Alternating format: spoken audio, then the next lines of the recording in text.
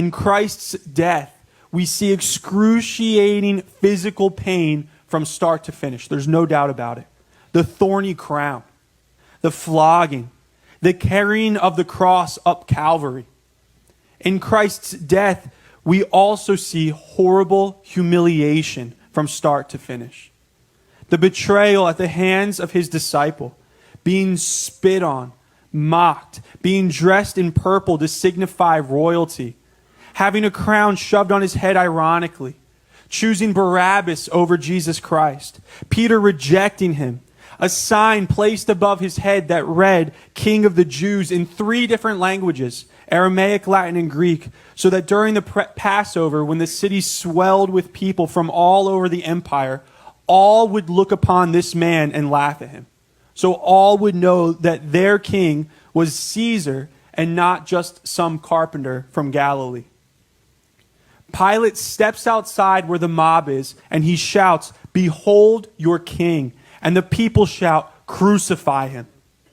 So Pilate gives in to the mob and he delivers Jesus up to be crucified. Now, crucifixion was invented by the Persians, but perfected by the Romans.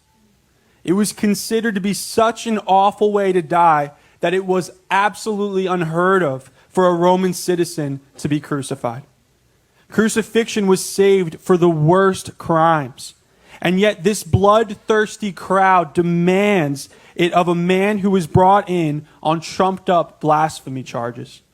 A man who many members of this crowd, less than a week earlier, waved palm branches through the air, laid them at his feet, and shouted Hosanna to, hailing him as their mighty conqueror. We are, as Christians, a people who delight in the cross. And so we need to know about the cross. The cross was carried by the criminal to the place of crucifixion, where they would then lay upon their cross. Thus, taking a body like our own, because all our bodies were liable to the corruption of death, he surrendered his body to death instead of all and offered it to the Father.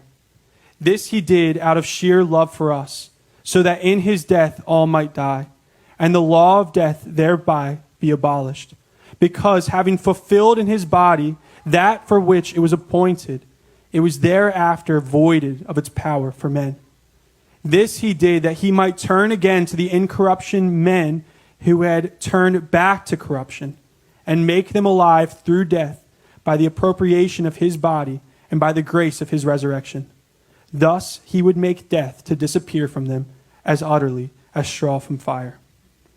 And of course, we know that he will rise, right? And so that is where we get to next week. But remember the cross. The cross is the focal point of our salvation, right? The place where God showed his ultimate love for you and I.